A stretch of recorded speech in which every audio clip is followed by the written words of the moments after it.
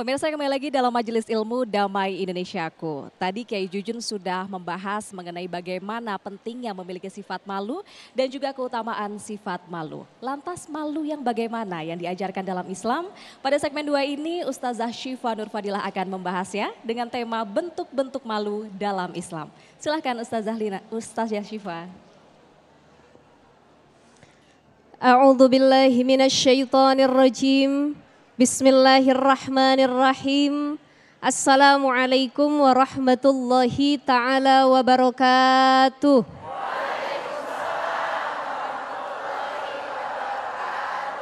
Bismillah, alhamdulillah, wassalatu wassalamu ala rasulillah Muhammad ibn Abdullah wa ala alihi wa sahbihi wa mawalah.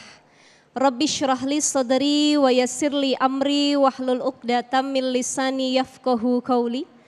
Subhanaka la ilma lana illa ma'allamtana innaka antal alimul hakim, amma ba'd. Para guru-guru saya yang hadir, Ki Jujun, Ustadz Subeki, Ustadz Sofyan, mudah-mudahan dalam keadaan sehat walafiat.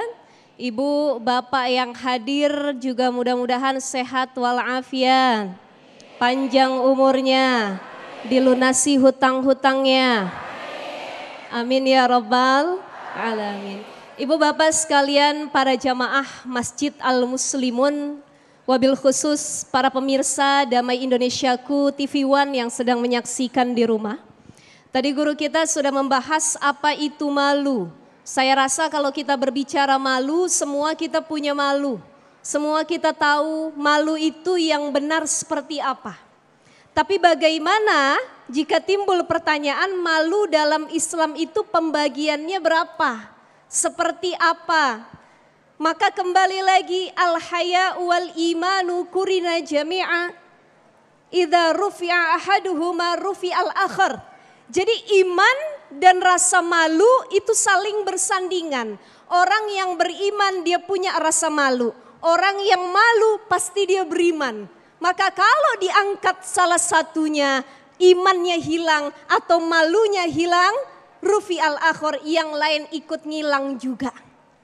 Dia nggak disebut orang beriman kalau nggak punya malu. Dia nggak disebut orang yang pemalu kalau tidak beriman. Maka dalam Islam atau pembagian malu itu terbagi dua bagian. Ibu bapak yang dimuliakan Allah Subhanahu wa taala, malu itu ada dua. Ada haya'u nafsiyah, ada haya'u imaniyah.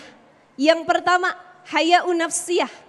Malu yang sifatnya umum, global, semua manusia, semua makhluk yang Allah ciptakan punya rasa malu, khusus manusia. Karena kalau binatang nggak punya rasa malu. Saya mau nanya, binatang pakai baju apa enggak? Ibu pakai baju enggak? Tadi kesini pakai baju, minta pendapat dulu sama suami apa enggak? Kalau minta pendapat dikasih saran enggak? Kata suami udah bagus semuanya, semua warna bagus katanya. Gitu ya. Nah ini bedanya kita sama binatang. Maka Imam Ibnu Hajar Al-Asqalani mengatakan bahwa ada 4 mutiara dalam diri manusia. Arba'atul jawahira fi jismi bani Adam. Ada 4 mutiara yang jangan sampai hilang dari dalam diri kita. Yang pertama, fal aqlu akal, wadinu agama, wal haya'u sifat malu, wal amalu sholih. Yang keempat amal soleh. Ini kalau salah satu hilang mutiara dalam diri kita sia-sia, nggak ada yang berharga.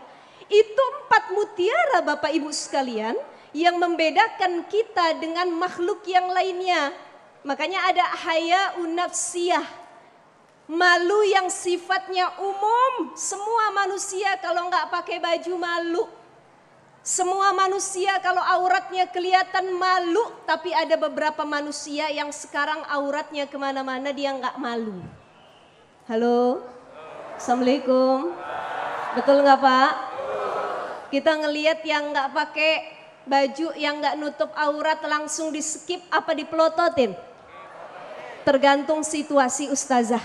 Kalau ada bini saya skip aja. Lagi lihat apa Pak? Oh enggak, lihat kajian katanya.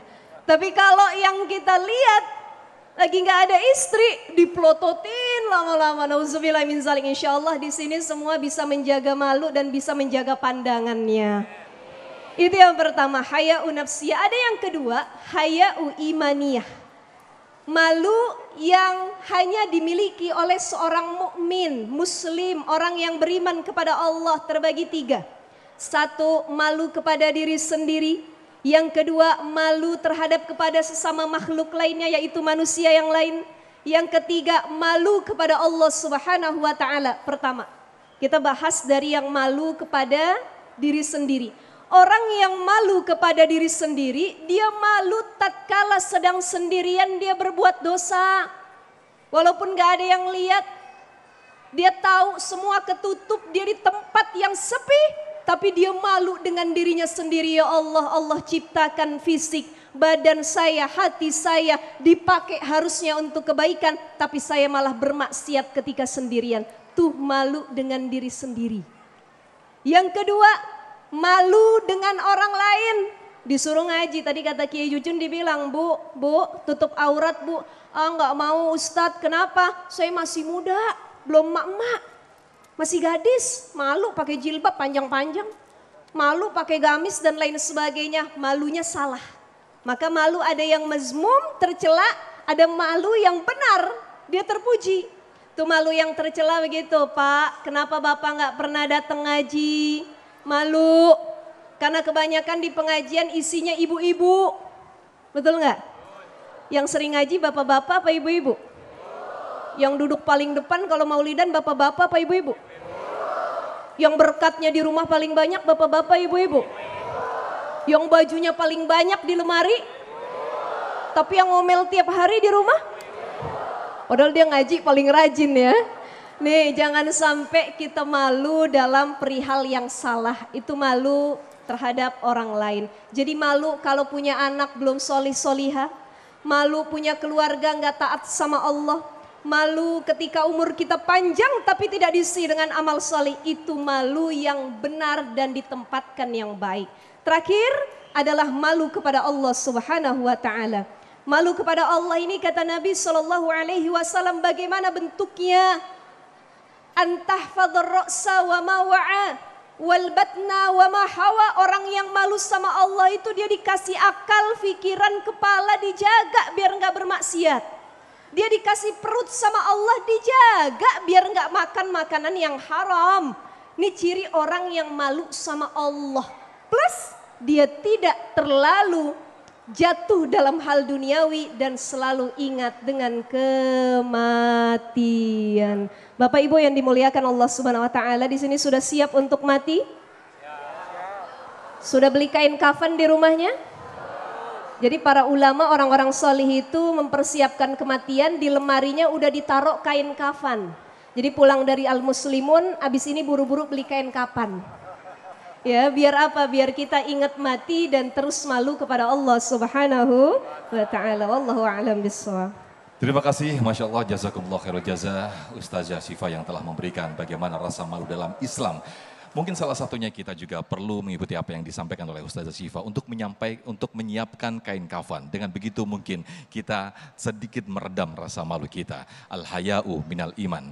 Malu bagian daripada iman. Maka Rasulullah SAW bahkan mengatakan, fa'ilam tastahi fasna ma syi'ta. Ketika kamu tidak mempunyai rasa malu, maka berbuatlah sesukamu. Na'udzubillah, tsumma na'udzubillah. Nah, seperti apakah lantas ketika malu itu membuahkan sesuatu yang indah? Insya Allah nanti akan disampaikan lebih dalam lagi oleh Ustadz kita, Ustadz Subigi Al-Bugri. Dan jangan lupa pemirsa, kami sampaikan sekali lagi bagi Anda, para santri, santriwan, santriwati yang mau mengikuti lomba berpidato atau muhadharah atau memberikan kuliah atau kultum, bisa mengikuti di Dai Muda Pilihanku.